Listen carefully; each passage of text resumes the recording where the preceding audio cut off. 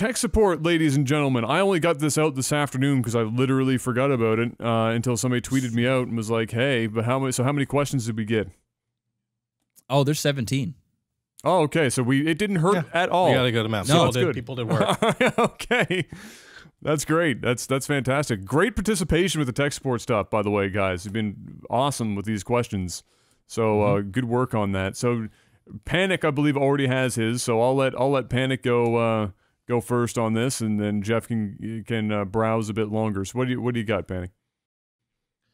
I've got a question from. I'm gonna butcher your last name. I really apologize. It's from David Nieve. He's one of our $10 supporters. So thank you for that, David. So the question he put in was, as soon as this reloads back, lost it 1 sec. Boom. It's the very first one. Yeah, he says, so since last week, you guys went all philosophy and conspiracies and shit. Do you think the colors you see are the same colors other people see? For example, is Adam's green the same as Tabin's and Jeff's green? And we just learned to call them the same color. Maybe if I saw through Jeff's eyes, his red is what I call blue, or Tabin's orange is what I'd call red. Interesting. Okay. I'm going to go with yes. It's just that everybody has a different level of how wide a range of color they can perceive.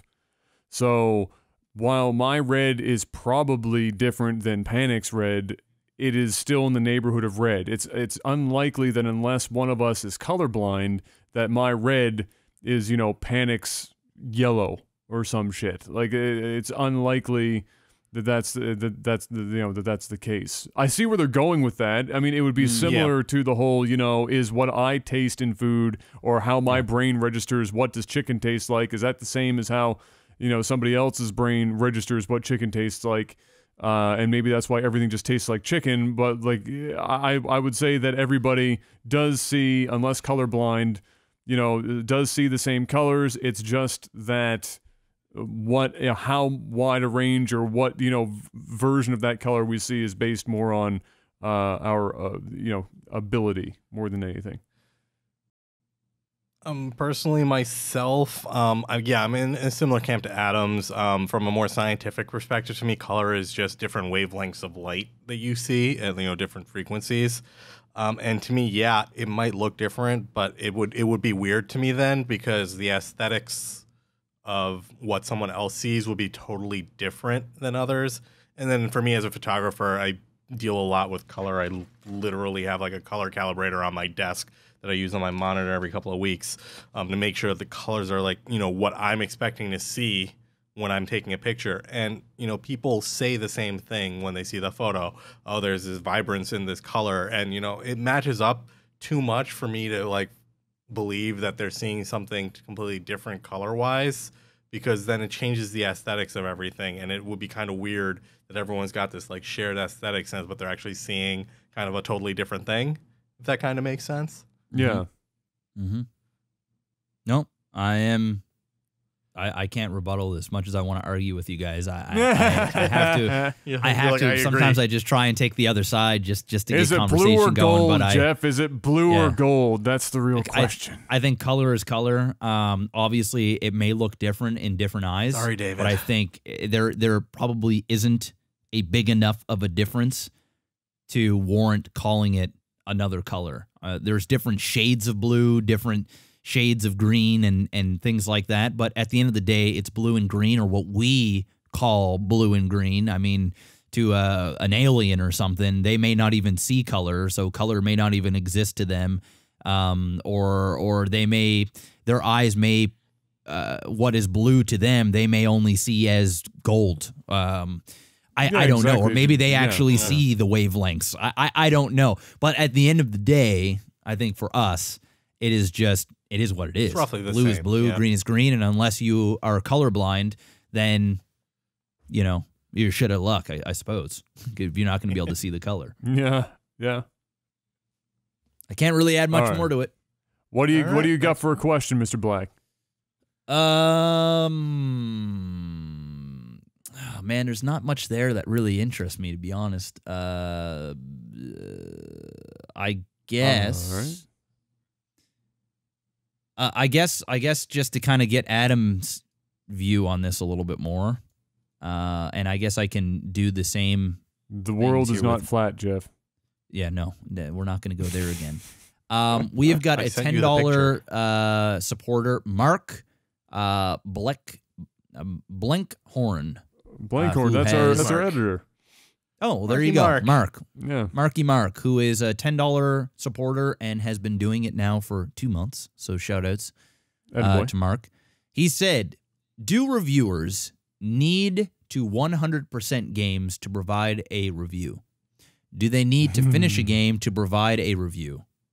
What constitutes an informed amount of play suitable for someone to review a game? I wanted to bring this one up because, well, none of the other ones are really overly interesting. And since Adam does game reviews, and he has not finished certain games and have done reviews, and I do movie reviews, which are kind of the same thing. You're reviewing an experience. Yeah, and there you go.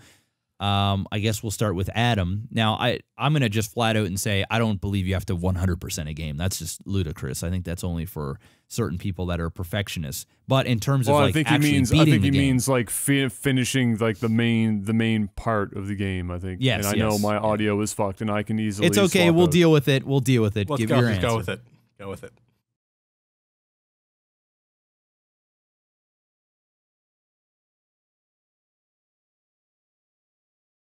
All right. So, yeah, I can just swap in pretty quickly. We'll just do it this way and keep the flow going. So, this is actually for me like a Tumblerina trigger question because recently I just finished the review for Nier Automata. And that game itself sparked a huge amount of controversy around this exact question for reviewers everywhere for this game, because the premise of Nier Automata is that there are a lot of different endings to this thing. There's 26 of them, in fact, 5 of which are what is considered the main storyline, and then 21 of them are kind of jokey, kind of flavor endings that you can get along the way, depending on, if you hit the right trigger to make it happen, type deal. You hit the credits every single time it happens, you get dumped back out to the screen, you load your game back up, and you start back from where you were, and onwards and onwards. The thing about Nier Automata was that the first 2 endings that you get, which constitutes anywhere from 15 to 30 hours, depending on how many side quests you do, are almost categorically identical, which means you do the same thing twice, down to having a tutorial for how to save the game. Like, you go through everything twice. That put off a lot of reviewers that didn't even, make it too much further than finding that out, because at the end of the first ending, you get the full credits roll and everything happens, and then Square Enix has this message from their PR team that says, we'd like to inform you that while you have finished one ending, this game has many endings, and we encourage you to go back and play through them all. And then, so when you get this message, and it's actually signed by Square Enix's PR team, that's what the ending of this thing is, and you get dumped back in, and then you're playing essentially the exact same game again. That's not a good look. And a lot of reviewers just said, okay, I know what I'm getting here. This is literally the same fucking game. Well, Adam, okay, I'm with you here, but you're doing a very extreme case. We're talking I know. Just no, I know, regular but I'm ass game. No, I know. No, I get you. And I'm gonna there's gonna be a come around to this. So,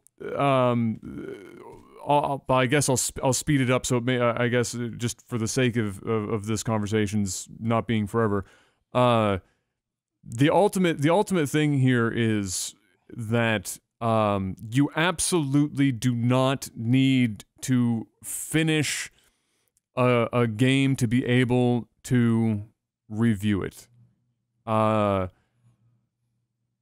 Because everybody has a different perception, for example, of what they think is completing a game. Some people won't think that you've completed a game until not only you've done the main quest, but you've done all the side quests. Some people might think that you won't finish the game until you've only completed the main quest. And then some of this depends on the genre, and in Nier Automata's case, depends on the game itself. The reason why I say you don't need to do it is because, first of all, unless you're spoiling everything in a game when you're writing a review, you don't need to know the minute details of absolutely everything story-wise in order to give your review. If after you've played a game, for example, for 10 to 15 hours, very seldomly will a game change your opinion of it after the first 10 to 15 hours. If you haven't hooked a player in that length of time, or a reviewer, you've given them a good example of what's going on here, it's unlikely to change in any appreciable way. Would it be nice if reviewers did it every single time? Yes. For a number of reasons, reviewers don't have sometimes the time to do that.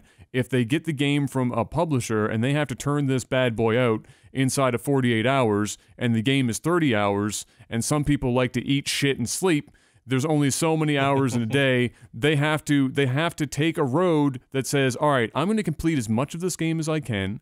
I'm going to play all the aspects of the game that I can in the time frame that I'm given, and I'm going to give the most accurate review based on that information that I can. Those reviews, while they aren't what some people will consider complete because they haven't completed the full game, are more than close enough to make a judgment call on a game. There have only been maybe 2 games in my entire life that I have been halfway or further into a game and then have the game completely fucking change my mind in the last quarter of a title. It basically never happens. In fact, usually it gets shittier towards the end. So if anything, a lot of games, and we've seen this more often than we've seen it not happen, reviewers are doing this and we're finding out that they haven't completed the games, but oftentimes the reviews are more positive because they haven't played the game for any length of time. They've only played it for so many hours. Breath of the Wild got this, where a lot of people only played the game for X amount of hours and gave it like a fucking 9.99999 out of 10, or 10 out of 10, or 12 out of 10, and then later on you'll see them on their social media and shit saying, you know, the longer I've played this game, this isn't as hot as I thought it was. It's just still a very good game, but we're talking like a 7 or an 8 now. We're not talking a 10 out of 10. This is not a masterpiece. This is just a very solid title, but it's just a part of the industry is part of the problem. And it's also this perception that people have that you have to, you know, complete X amount of a game. Sometimes people want it to be 100%. And the reason I brought up Nier is that because it is an extreme case. People kept moving the marker for reviewers. If a reviewer didn't give the game a 10 out of 10, the fandom for Nier Automata would move the marker a little bit further. So for me, when I was playing it on stream, I finished the first thing and I said, okay guys, I know how many endings this game has. How many of them do I need to do to get the main story? They said 5. Great. I said, okay, I'm going to make it my goal to try and do all 5 of these endings. I get into it. I do the first one. Great. I thought the first playthrough was pretty solid. It was okay. It was cheesy as fuck. I knew exactly how the story was going to end. I knew the character development, everything, because it was super ham-fisted and incredibly predictable. Whatever. I was going to continue. Second playthrough happens. I literally just played the exact same game twice. 15 minutes of the next 12 hours were different from the first time I played through the game, and that's because and that's me skipping through all the side quests, which were also identical to the first fucking playthrough. Once that was done, and I got through this, and I'm 30-ish hours deep, and I get in, and then the game finally fucking changes. I was like, I'm fucking out of this. This is fucking garbage. I can't believe somebody just made me play through this game twice. Whatever. But when I got through the second half of the game, and I was done, I was like, I can't do this.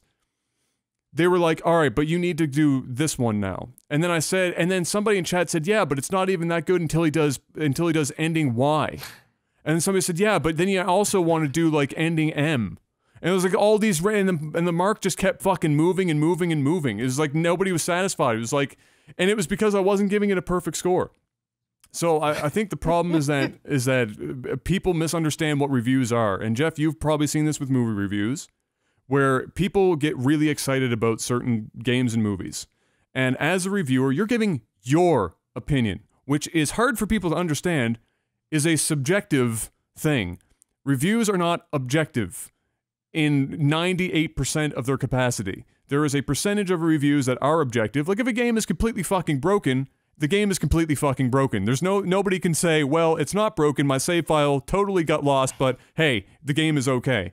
That's objective. But as far as most reviews go, it's a subjective thing, and people can't get that out of their fucking minds. They want every reviewer to suck their game or their movie's dick, or their book, or whatever it is that they love, and if they don't, they'll start poking, prodding you, like, so did you watch the whole thing?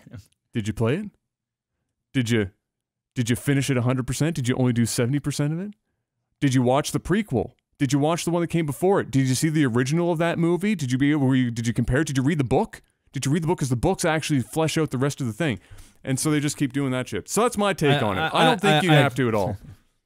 Okay, well, I'll give you mine. There's parts of that I agree with, especially the whole, fandom of games, and that's just a whole different argument. That's just a whole nother conversation on what people want to hear, whether that's music, movies, whatever. You can, talk until you're blue in the face about that. When it comes to reviewing video games, I agree. There are, if you can kind of get a feel of what the game is. I mean, if you're not really enjoying it after 10, 15 hours, chances are you're probably not going to enjoy it. But I think, and I'm saying this objectively, I think, I feel as though if it's your job to Sure. do a video game review, I think if your literal job, you make money, you pay the bills, and you're reviewing games, I feel as though you have a duty to beat the game.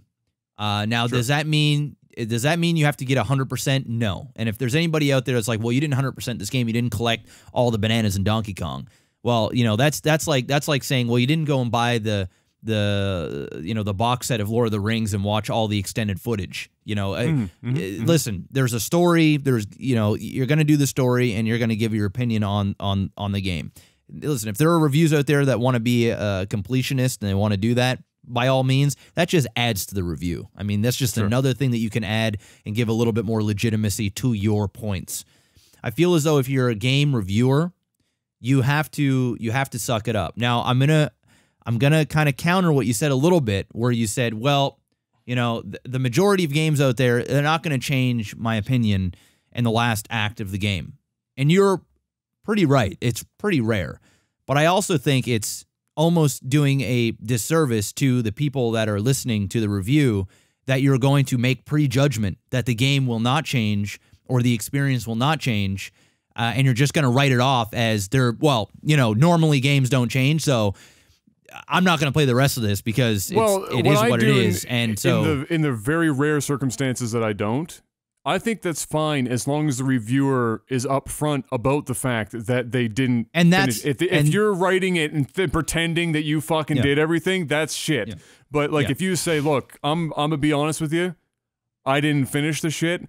I went and read what the endings were and all that kind of stuff, but I didn't experience whatever the fucking shit was in terms of how the game presented it. That's one thing. Then but that's if you fine.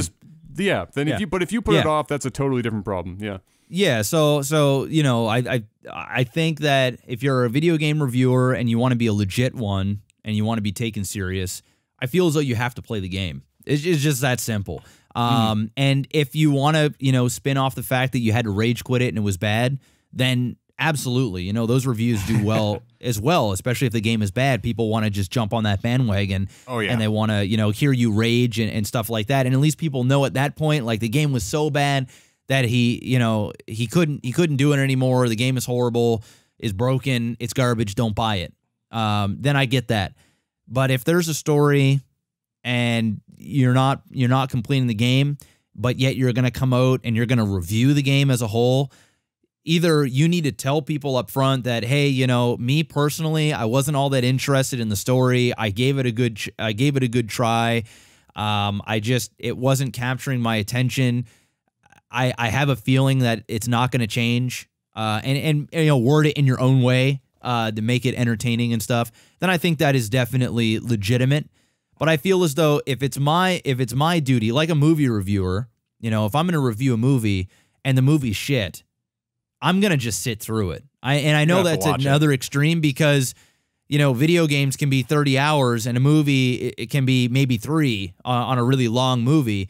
But if it's my job, you know, I'm paying the bills, then that's just the luck. That's just unlucky draw. I feel as though I have to play the game and I have to do it. Now, if it's horrible, like I said, you can kind of say that. So I feel as if somebody's going to give a legitimate review of a game, that they kind of need to experience the game, at least the story, and then give their opinion through that.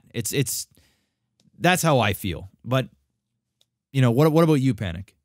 For me, I have like a methodology for how I do it. Like if I know I'm reviewing a game, complete the core story, try some of the side quests, and then exercise any of the systems that they hyped up in the marketing. So if they say, oh, we have this awesome crafting system, I'm going to try that out and exercise that. They say, oh, we have some pretty cool mini games in there, like in The Witcher, they have like Gwent, which is like a card game. I'm going to play that and see how it works. Is it actually really cool or is it just some gimmick? If they're like, hey, we have procedurally generated planets that you can go everywhere and see completely random and amazing things all the time, sure as hell I'm going to try that out to see if they're actually delivering on stuff like that. So like I actually look at the marketing for the game that came out, and I'll play the game's core experience, test out some of the side stuff, and then I'm going to go after what they specifically marketed, and then I'm going to play that stuff to check to make sure that are they overhyping their game, because then I can go in my review and be like, hey, they talked about these sort of things. No, they really missed the mark. Or hey, no, this was actually pretty awesome and I liked it. Yeah, it's kind of like with No Man's Sky. If you're going to a bunch of different planets, you know, you can go to a bunch of different planets and then kind of stop the moment that all the planets start to look the same. It's like, wow, you know, everything's the same here. Nothing's really, things are changing, but nothing's really changing. That was actually a problem for No Man's Sky, was that some reviewers played the game for like 40 hours and didn't see a single green planet. All of the planets that they went to were just these barren fucking wastelands that all looked pretty much the same. And then when I played it, my first planet was this fucking utopian, incredible planet. And I saw snow planets, and I saw like ocean planets, and all. I saw a bunch of crazy, awesome stuff. And then, so obviously, that is going to dramatically fucking color somebody's perception of the game. And again, there's a lot of people that are paid to do reviews, right? That they aren't like a live streamer like me, or say Jimquisition, or somebody like that does this stuff on an independent basis. You know, it's just whatever. Yeah. You're not held at that level of credibility where, you know. But even then, like, the point is, like, they literally do. They give this stuff to somebody. Like, I did freelance for, like, a very short period of time where I worked for a couple of websites. And they literally just, here's a game. All right, now, here's the time that you have to get me a review. And there are some times, literally, where they will hand you a game where it is physically impossible for you to complete the entire game, write the review, and get it in on that deadline. It literally does. It's not physically possible. So there are some unfortunate circumstances. Now, in some places, they're trying to change this up a bit with certain games like Destiny or other, MMO things, where so many more games are getting MMO tendencies. I know I'm probably busted up talking right now for you guys. Whereby they do a review in process, where the review itself is quite extended and is over like a month or 2 months, because it takes that fucking long. Well, they should be calling these things, and some companies do, where they call it like a quick look or a first glance or something like that, where they're upfront about, you know, having that much time.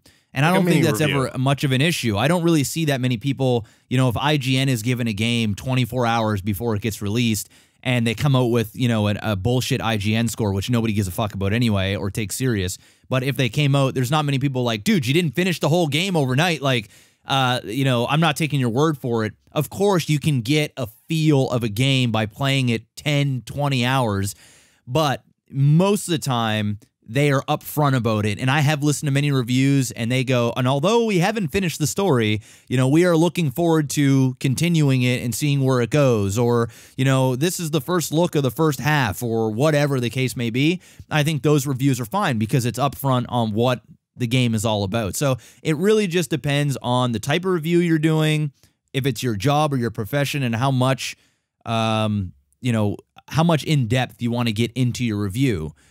That really says it. So I still believe that if you're a full-time reviewer and you're going to give your honest opinion about a game and you're not going to disclose that you haven't played the full game, you ought to play the fucking full game before you if you don't disclose it. If you don't disclose it, disclose it. If you don't disclose that, then your legitimacy as a reviewer is kind of shit. Like, be honest.